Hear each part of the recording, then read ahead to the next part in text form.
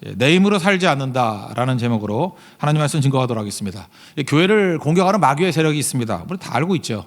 두 가지 공격합니다. 그래서 그게 겉으로 볼 때 멋져 보여도 저게 마귀인지 아닌지를 알 수 있는 건 딱 두 가지예요. 결국 껍질 한번 벗겨놓으면 딱 두 가지 공격하는데, 첫 번째는 창조를 부인하게 만드는 거, 그거 마귀입니다. 그리고 두 번째는 부활을 부인하게 만드는 거, 그거 마귀입니다. 그래서 창조를 부인하고 부활을 부인한다, 이 두 가지 부인하면요, 복음이 무너져 내려버립니다. 그리고 교회가 무너져 내려버리고 능력이 다 사라져 버립니다. 그리고 교회에 크나큰 혼돈이 온다라는 거예요. 한번 곰곰이 생각해 보십시오. 모든 잘못된 가르침들, 마귀의 형상을 가지고 들어왔던 그 공격 세력들을 보세요. 하여튼 지금도 보세요. 다 뭘 공격하냐면 창조 공격이에요. 창조 공격하는 대표적인 눈에 보이는 형태가 진화론이죠. 그거 믿고 죽으라 그래요. 그죠? 그리고 또 하나는 부활신앙 공격합니다. 부활신앙 공격하는 반대가 뭐예요? 윤리주의죠. 그래서 뭐 딴 얘기 안 해요. 항상 뭐 교회가 윤리가 어떻고 윤리. 누가 윤리 지키지 말잖아. 그렇지만 윤리를 강조하고 나머지를 도외시해 버려요. 그건 윤리지, 그건 종교지, 그건 기독교가 아니죠. 기독교의 핵심은 창조를 믿는 것, 그리고 부활을 믿는 것. 사도신경을 보세요. 전능하신 그 하나님을 믿는데 뭘 봐요? 하나님께서 천지를 창조하신 걸 믿는다. 시작이죠. 그죠? 그게 사도신경 시작 아니에요. 그리고 마지막에 뭐예요? 몸이 다시 사는 것과 영원히 사는 것을 믿는다. 그러니까 사도신경의 시작이 창조를 믿는다. 그 다음에 부활을 믿는다. 이게 알파 오메가라는 것입니다. 이거 부인해버리면 믿는 게 아니다, 이렇게 말할 수 있다는 것입니다. 또 다른 말로 하면 창세기 1장 1절 믿는 거예요. 태초에 하나님이 천지를 창조하셨다, 이거 믿는 거고, 부활을 믿는 게 뭐예요? 요한복음 5장 24절 보니까 내 말을 듣고 또 나 보내신 이를 믿는 자는, 그러니까 예수님 믿고 하나님 믿는 자는 영생을 얻었고 심판에 이르지 아니하는데 핵심이 뭐예요? 사망에서 생명으로 옮겼느니라. 부활의 생명이죠. 그래서 이게 두 가지가 없다 그러면 아무것도 아니다, 이제 그런 얘기입니다. 그래서 한번 점검을 꼭 하시라고요. 내가 진짜 창조를 믿고 있느냐, 내가 부활을 믿고 있느냐. 그거 아니면은 그냥 종교 믿는 거예요. 믿어도 되고 안 믿어도 돼, 그런 거는. 뭐하러 여기까지 왔습니까? 그냥 나가서 놀지. 진짜 믿음은 창조에 대한 믿음, 부활에 대한 믿음, 이게 핵심이고, 거기서부터 복음이 살아 움직여 역사하게 되어 있고, 거기서 능력이 나오고, 거기서 교회의 됨이 회복된다라는 것입니다. 오늘 얘기는 이거예요. 이렇게 부활한다, 부활 궁금하니까, 하도 궁금해하니까 이게 설명해 주는데, 이건 유추기 때문에, 유추는 힌트예요. 힌트. 이렇게 문제 풀려고 그러면 힌트 주잖아요. 그러니까 힌트는 전모가 아니죠. 힌트를 가지고 추측하는 거예요. 왜? 이 땅에서 우리가 다 할 수 없기 때문에 그렇다는 것입니다. 왜냐하면 이건 우리가 객관적이라 그러는데, 과학은 객관적이 되잖아요. 근데 성경의 말씀은 객관적이 될 수가 없잖아요. 객관이라 그러면은 반복 가능해야 되고 결과가 똑같아야 돼요. 그렇게 객관이죠. Na 플러스 Cl, Na 플러스 Cl 계속 반복을 해도 결과는 NaCl, 소금이 나와야 되는 거 아니에요. 그걸 객관적인 지식이라 그러잖아요. 근데 과학에서는 그게 되지만, 여러분들이 이걸 객관적으로 하려고 그러면 다 죽어야죠. 죽으면 와서 얘기할 수가 없잖아. 다 죽여버릴까 한번? 예? 그 객관이 될 수가 없잖아요. 생명에 관한 얘기니까 이거는. 그러니까 이건 일단은 반복할 수도 없는 거고, 그다음에 사람마다 죽음의 결과가 믿고 안 믿고에 따라 결과가 달라지잖아요. 그걸 어떻게 이게 통계로 만들 수 있겠냐고요. 이게 통계가 안 되는 거죠. 그래서 이거는 믿음의 영역이지, 이건 객관의 영역이 아니라는 것입니다. 그래서 맨날 묻는 질문 설명하고 있어요. 35절 읽겠습니다. 시작. 누가 묻기를 죽은 자들이 어떻게 다시 살아나며 어떠한 몸으로 오느냐 하리니. 다시 산다, 이거죠. 다시 산다. 여러분 한번 생각해보세요. 다시 산다와 또 하나가 이제 어떠한 몸으로, 이게 두 가지 오늘 질문에 대해서 첫 번째 한번 점검을 해볼게요. 만약에 다시 사는 것이 없다 그러면은 이 땅을 살 때 뭐 이렇게 아둥바둥 살아요? 다시 사는 게 없다 그러면? 용서가 왜 필요해요? 우리가 이 땅에서 용서를 왜 받아야 되죠? 다시 살아났을 때 구원이 있기 때문에. 여기서 죄사함이 왜 필요하죠? 사실 다시 사는 게 없다면 십자가가 뭐 필요해? 십자가 우리 죄를 씻는다 그러는데, 씻거나 말거나 뭐 죽으면 없어지는데, 다시 사는 게 없다 그러면 죄사함이 왜 필요하고 용서가 왜 필요해요?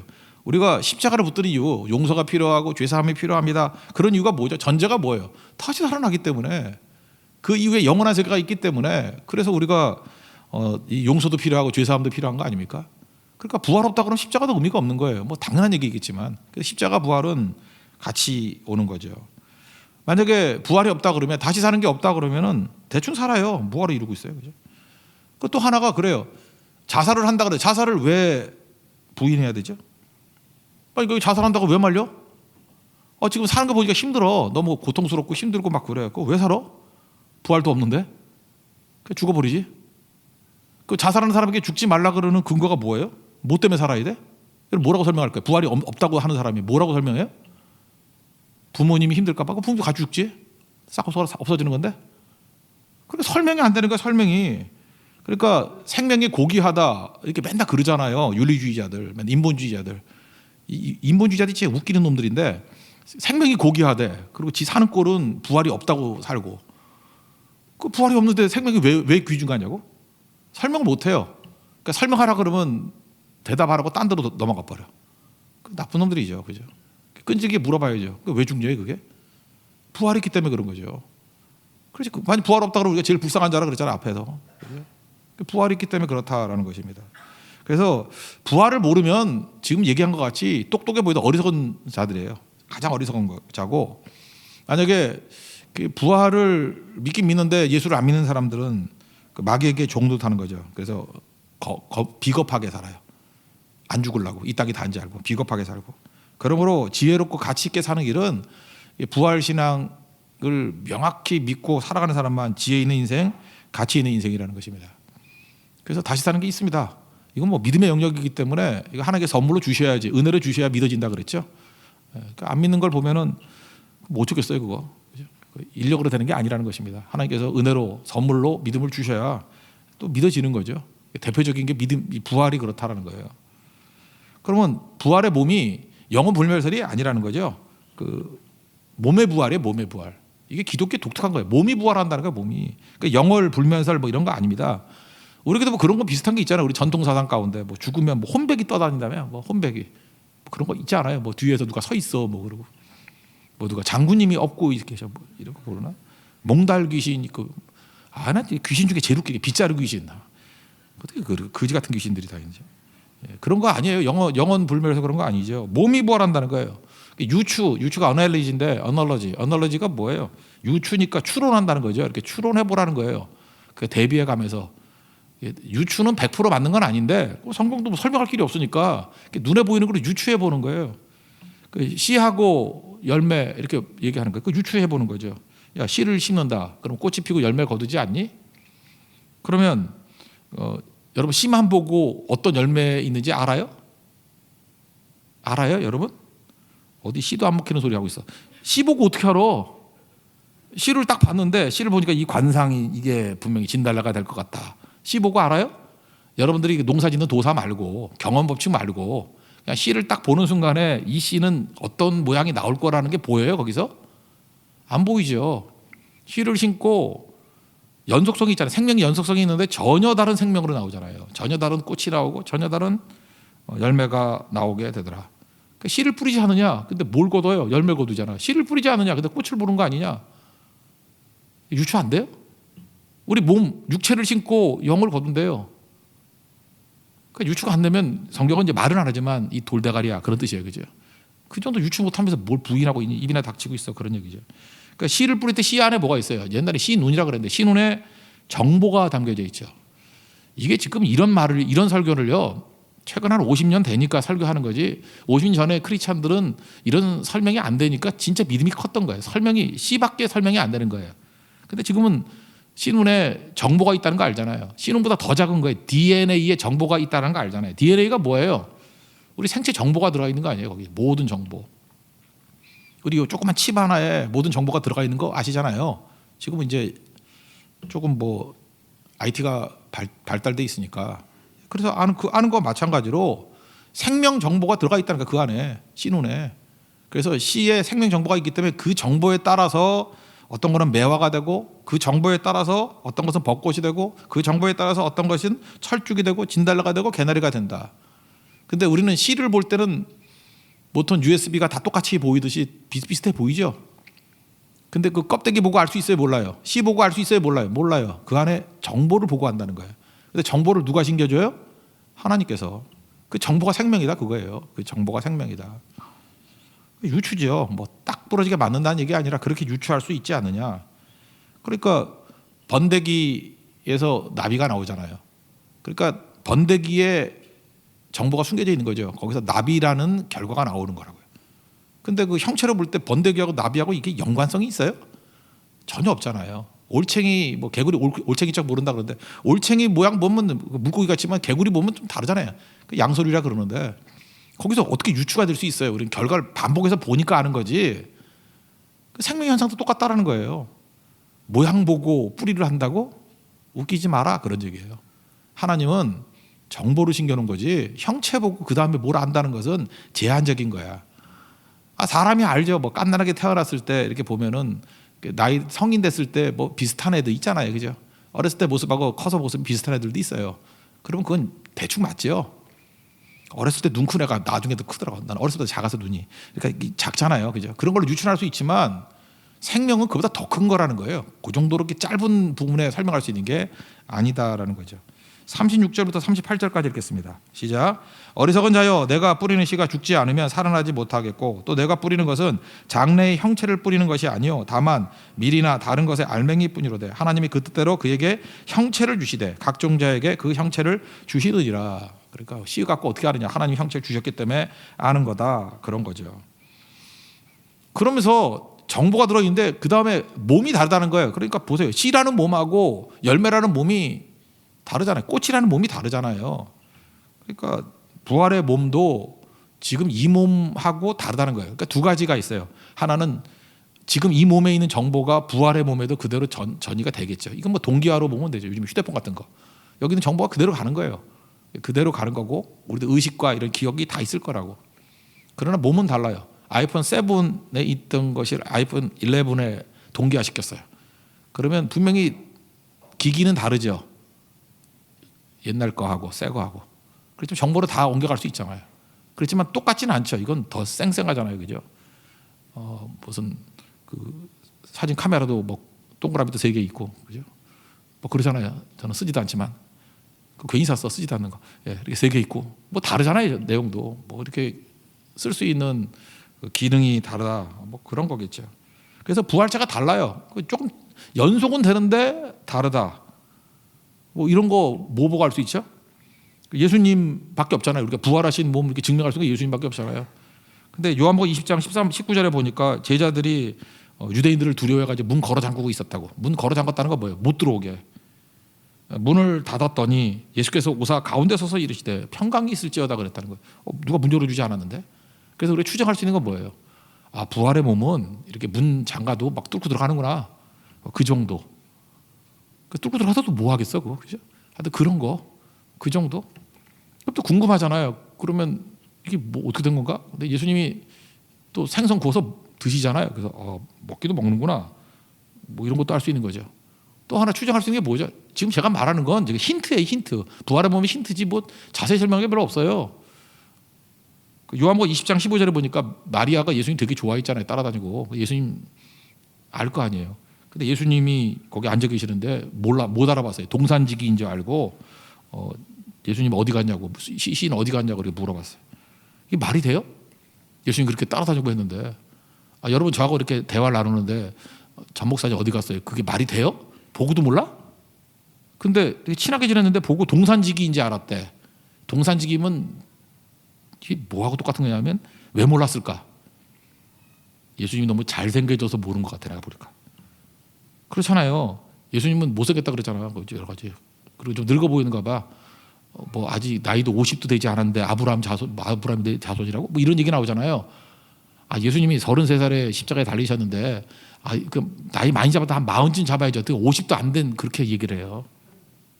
저한테 누가 와가지고 80도 안 된 주제에 그러면 내가 기분 나쁘지 안 나쁘겠어요? 그렇잖아요. 근데 예수님한테 30대 청년인데 50도 안 된, 그러니까 노안이었다는 거죠. 확실히 노안이에요, 예수님, 노안. 그리고 흠모할 것도 없고 뭐 이렇게 이제 잘생기지도 않았고 그랬다 그러잖아요. 근데 여기서 멋있었는가 봐. 그러니까 동산지기인 줄 알고. 동산지기는 뭐 이렇게 청년 아니겠어요? 건장한.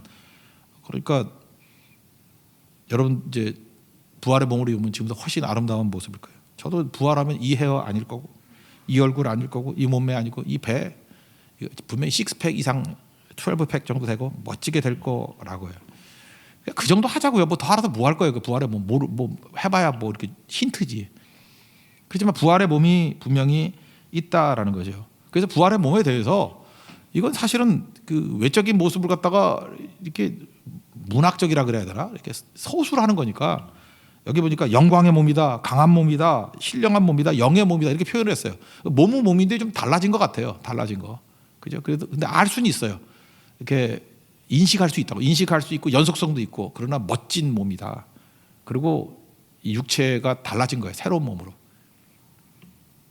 42절 44절까지 읽겠습니다. 시작. 죽은 자의 부활도 그와 같으니 썩을 것으로 심고 썩지 아니할 것으로 다시 살아나며 욕된 것으로 심고 영광스러운 것으로 다시 살아나며 약한 것으로 심고 강한 것으로 다시 살아나며 육의 몸으로 심고 신령한 몸으로 다시 살아나니 육의 몸이 있은즉 또 영의 몸도 있느니라. 이거 갖고 상상이 돼요? 안 돼요? 안 되지만 그냥 영광의 몸, 강한 몸, 신령한 몸, 영의 몸 그러니까 몸이 있구나 정도 알고 그냥 멋있는 몸이구나 이런 거 정도 알고 그리고 이런 육신의 몸하고는 좀 다른 거구나.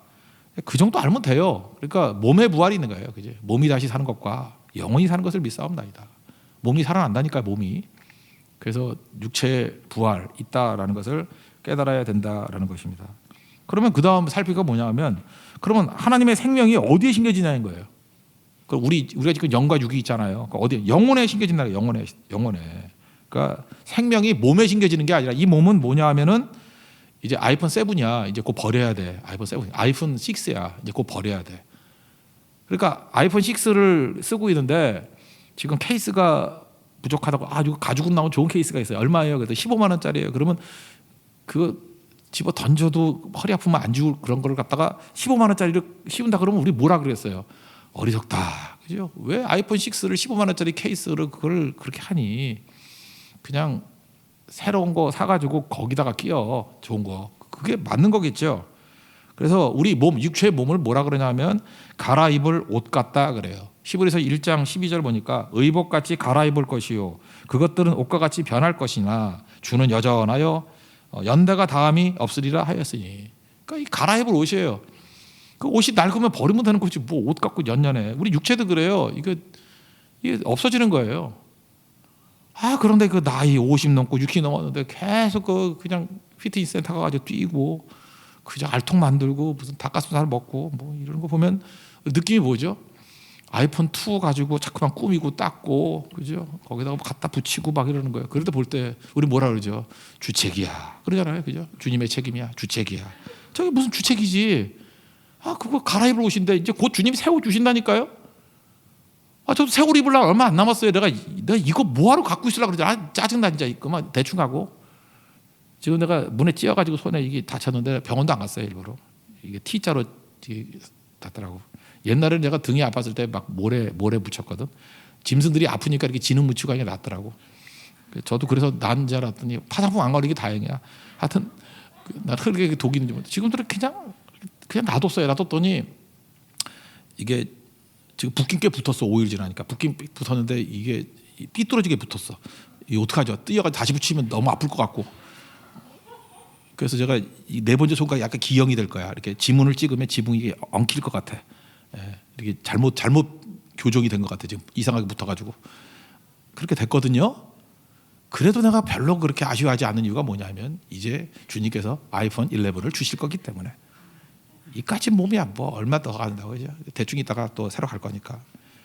그러니까 여러분 제일 어리석은 게 뭐냐면 몸에 투자하는 사람이 몸에 투자하면서 근데 건강하게 그렇게 망가지면 또 안 되잖아요. 그러니까 기능을 하도록 그 정도 하고 뭐 이렇게 대충 기스하고 뭐 이러는 거 그런 거 가고 주름 피는데 시간 보내고 무슨 목주름 피는데 세월 보내고 뭐 이렇게 리프팅이라 해서 뭐 실로 잡아 당기고 주책이야. 그만하고요.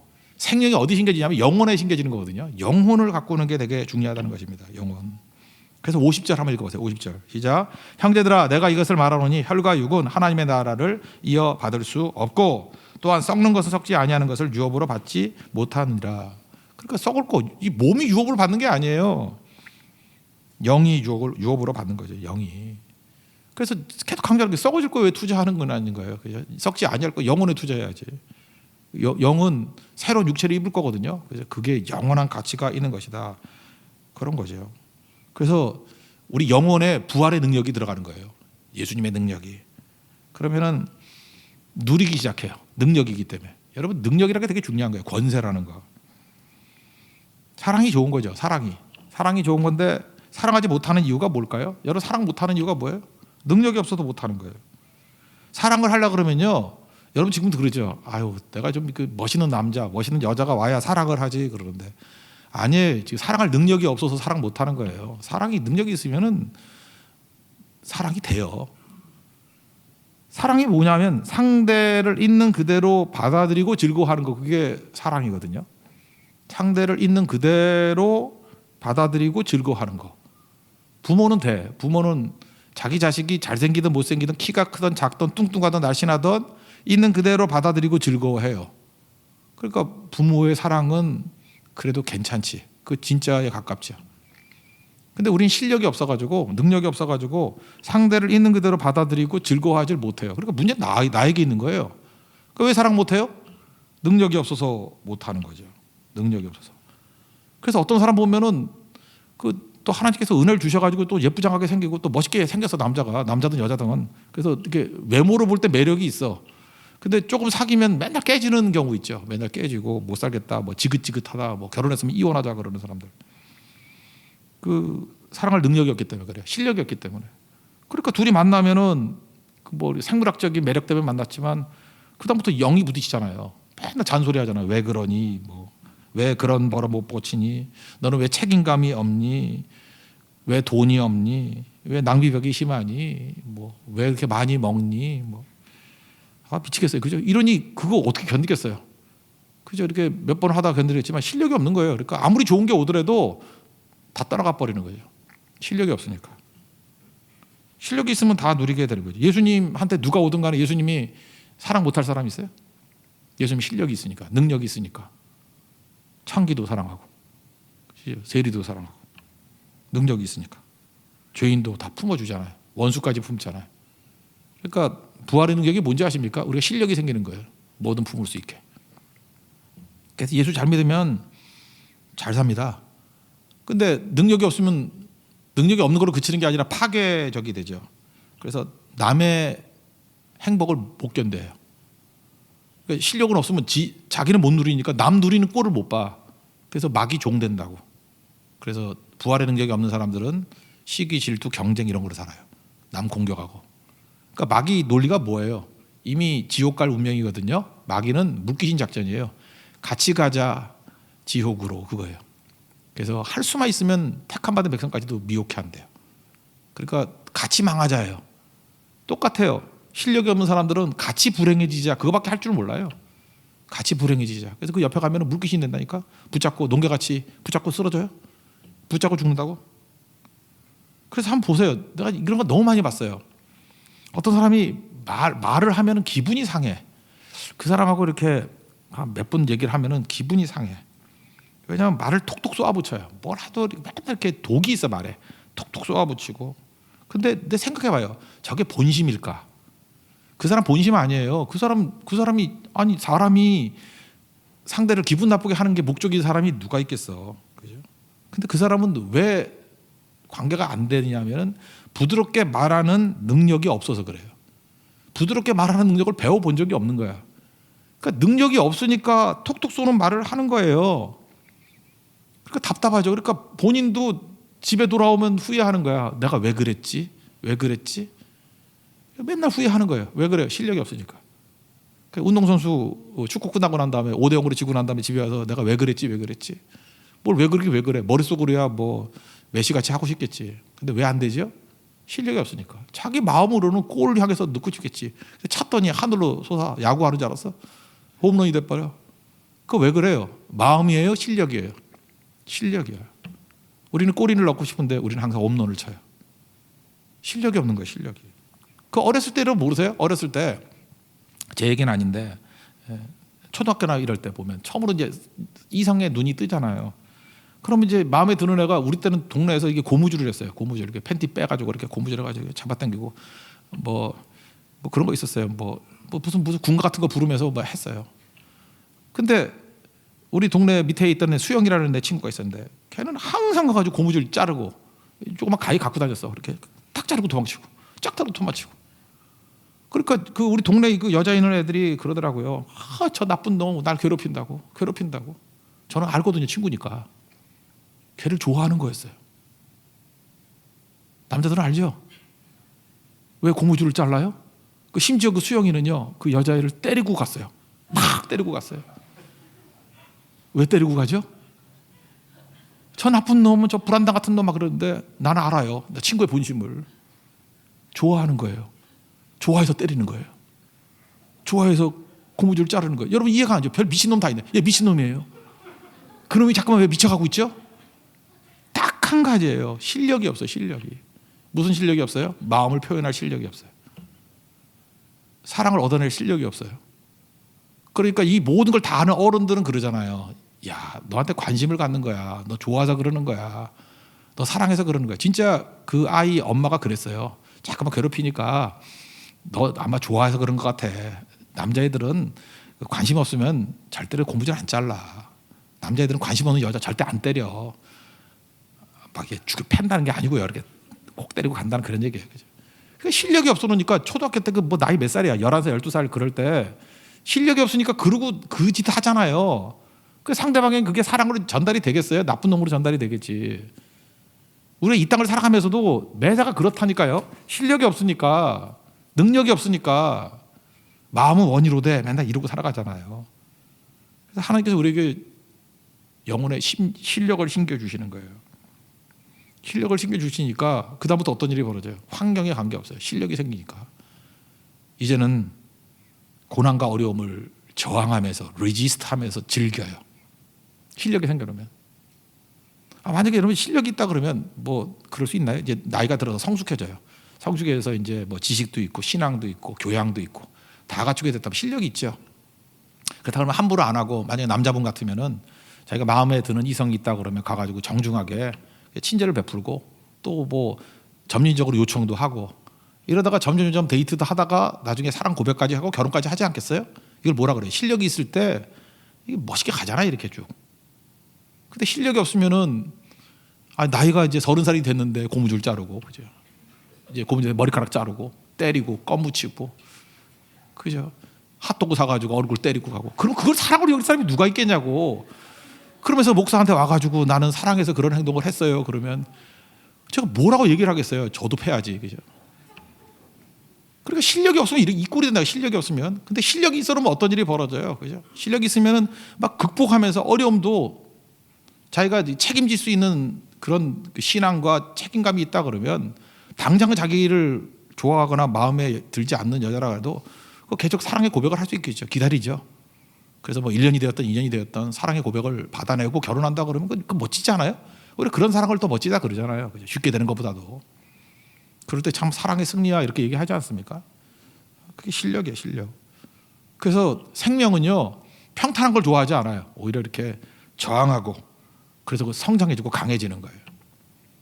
제가 자전거 많이 탔었는데 자전거 탈 때 편한 걸로 따진다 그러면 아스팔트 평지가 제일 편해요. 한강길 타는 거 그 위험도 하고 재미도 없어요. 마운틴 바이크를 타면 어디를 가는지 알아요? 할 수만 있으면은 어필. 그래서 저기 그 강원도 가면은 그 소주바위라고 있어요. 그죠? 그 강촌이었는데 근처 소주바위 있어. 소주바위. 그 비쳐요. 진짜 10km를 어필해야 돼. 근데 그런데 가요. 자전거 끌고 10km를 올라가는 거야. 죽어라. 그리고 14km를 내려와요. 와, 그 신남 그거 아세요? 이렇게 살다가 죽어도 되겠다. 그 기분이 생겨요. 왜 그렇죠? 실력이 있으면요 저항하고 그러다가 성장하게 된다고. 그리고 또 오프로드 좋아해요. 이렇게 도로 안 좋아하고요. 이렇게 비포장도로 막 돌멩이 있고 험한 곳. 왜 그렇죠? 실력이에요, 실력. 생명은 언제나 이렇게 실력 가지고 부딪히게 만든다는 것입니다. 그래서 담대해지고 강해지고 성장하고 그렇다고요. 54절 55절 읽겠습니다. 시작. 이 썩을 것이 썩지 아니함을 입고 이 죽을 것이 죽지 아니함을 입을 때에는 사망을 삼키고 이기리라고 기록된 말씀이 이루어지리라. 사망아 너의 승리가 어디 있느냐? 사망아 내가 쏘는 것이 어디 있느냐? 호세아 13장에 나오는 얘기인데 이러면서 딱 담대하게 외친다는 거죠. 그러므로 뭐 나머지 결론은 삶의 태도가 바뀌는 거예요. 부활을 믿으면, 부활의 생명을 가지고 있으면 삶의 태도가 달라지는 거죠. 그러니까 이 껍데기 너무 꾸미지 않고 산다. 아이폰 6에 15만 원짜리 케이스 끼우지 않는다. 이제 새 몸을 위해서 살아간다. 그래서 이걸 뭐라 그랬어요? 앞에 죽음과 썩음 그랬죠. 죽음이라는 것은 목적이 있고 사명이 있을 때 죽음이라 그래요. 통각을 해요. 죽음 이후에 영생이 있어요. 썩는 건 뭐죠? 그 이유가 없어요.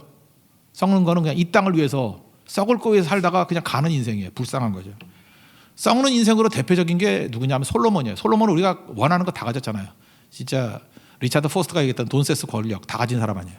그죠? 리차드 포스트 3대 욕망이라고 그러잖아요. 인간의 돈, 섹스, 권력. 책 제목 그죠?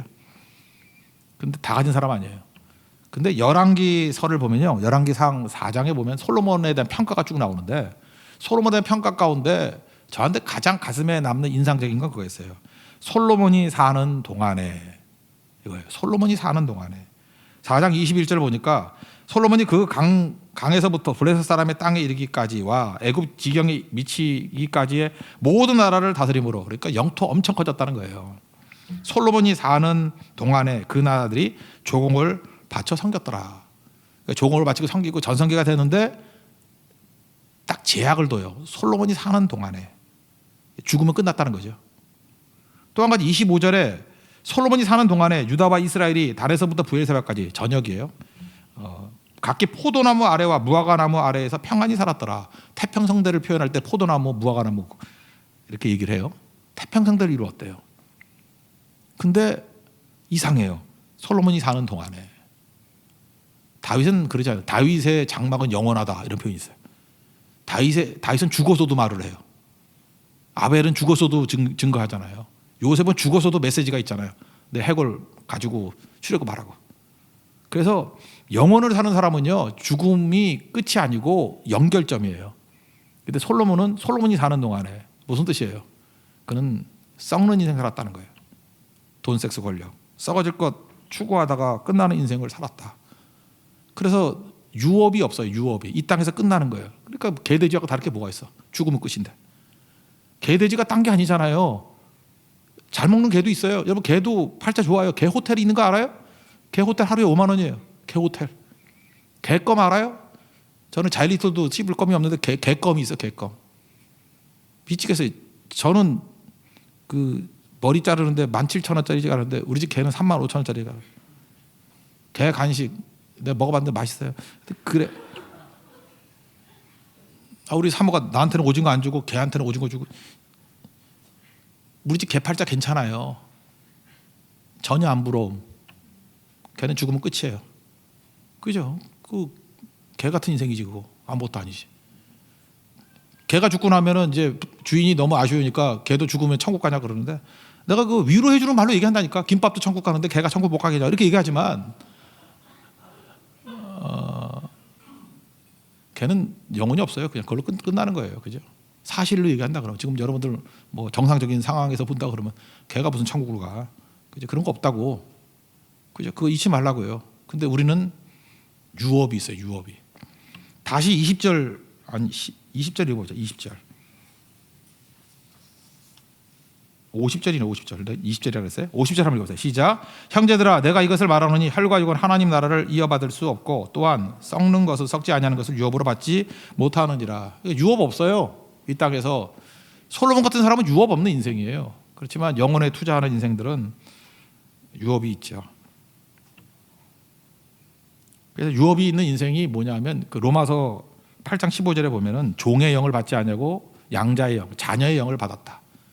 그래서 하나님께서 우리에게 예수 그리스도의 십자가를 믿는 믿음을 통해서 자녀의 영을 시켜줬어요. 그게 생명이거든요. 천국까지 가는 거예요. 자녀로서, 하나님의 자녀로서. 그럼 자녀라 그러면 자녀 영이 뭘까? 저도 자녀가 있거든요.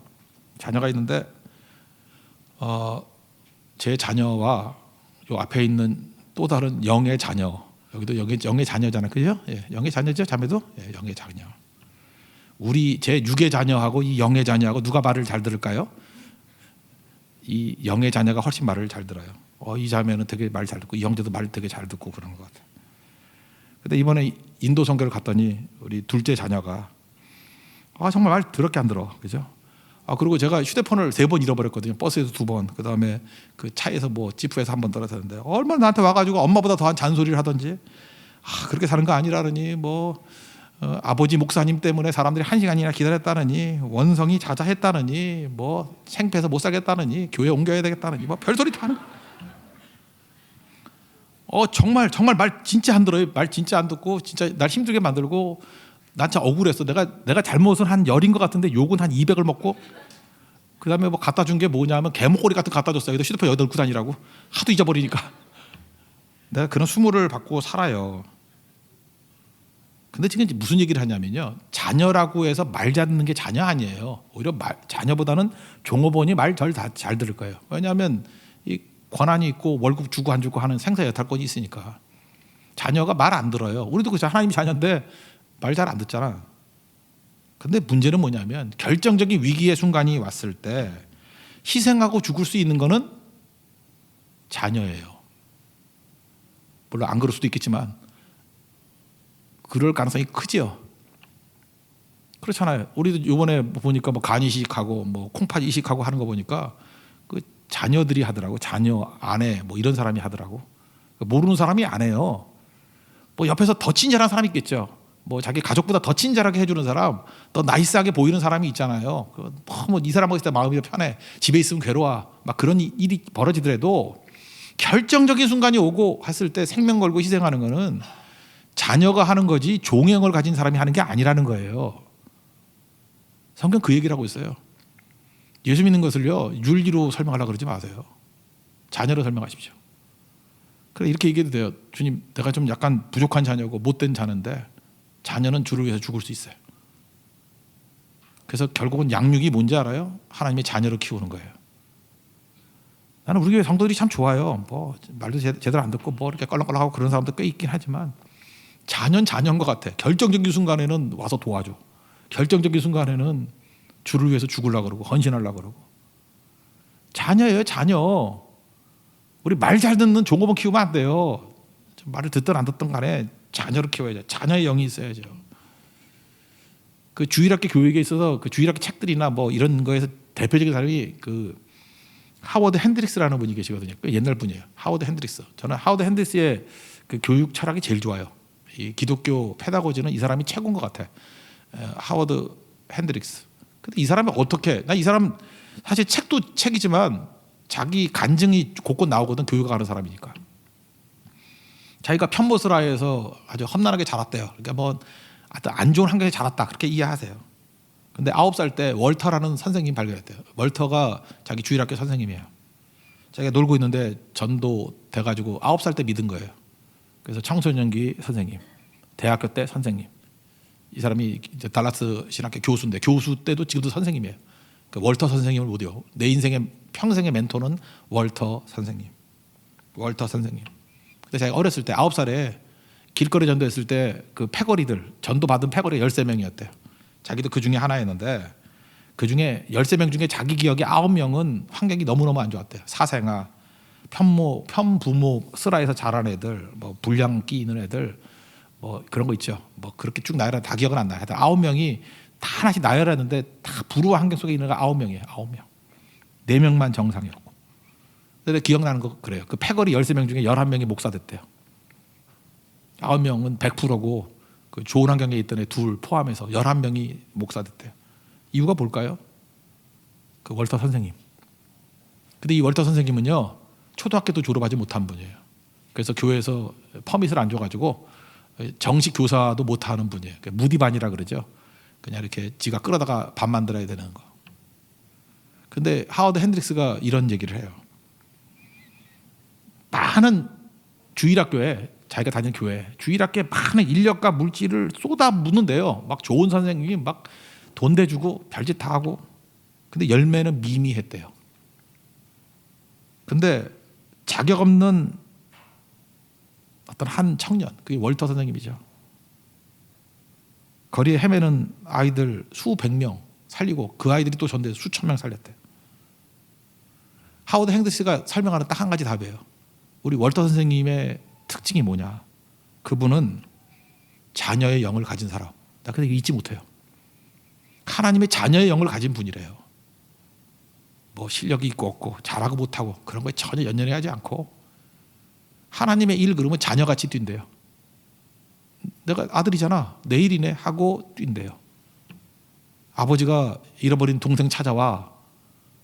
Find the lost. 그래서 뛰어가서 찾아오는 형이래요. 자녀의 영을 가진 아들이래요. 그게 부활입니다. 그게 생명이에요. 부활은 죽었다 살았다 그것도 있지만 생명이 우리 영혼에 심겨지는 거예요. 연속성이 있습니다. 그 살아있는 생명이 이제 육체의 죽음을 뛰어넘어서 영혼과 연결이 된다는 것입니다. 그러므로 자녀의 영을 가진 사람의 특징이 뭐냐? 율법 아래 살지 않아요. 은혜 안에 살아요. 은혜가 뭐예요? 여러 가지 정의가 있겠지만 오늘 제목이에요. 내 힘으로 살지 않는다. 이게 은혜예요. 자녀는 내 힘으로 살지 않아요. 아버지의 힘을 전제하면서 아버지의 힘으로 사는 게 자녀라는 것입니다. 그래서 세상에 대해서 이 썩어질 것들에 대해서 경쟁, 질투, 투쟁 이런 거 안 해요. 시시해서 아버지 바라보고 아버지께서 공급하시는 능력으로 아버지의 뜻을 이루며 살아가는 그런 생명의 삶을 산다는 것입니다. 그게 부활이에요. 그 부활의 능력을 가지고 살아가는 하나님의 종 되기를 바랍니다. 그래서 10절에 뭐라 그래요? 나의 나 된 것은 하나님의 은혜로 된 것이다. 31절에 뭐라 그래요? 나는 날마다 죽노라. 그리고 마지막 58절에 뭐라 그래요? 다 같이 한번 읽겠습니다. 시작. 그러므로 내 사랑하는 형제들아 견실하며 흔들리지 말며 항상 주의 일에 더욱 힘쓰는 자들이 되라. 이는 너희 수고가 주 안에서 헛되지 않은 줄 알미라. 왜요? 부활의 영이 있는 백성은 자녀의 영이 있는 종이기 때문에. 그래서 월터 같은 그런 생명으로 살아가는 우리 능력의 종 되기를 축원합니다. 자리에서 일어나겠습니다. 은혜 아니면 나서지 못하네 찬양하겠습니다.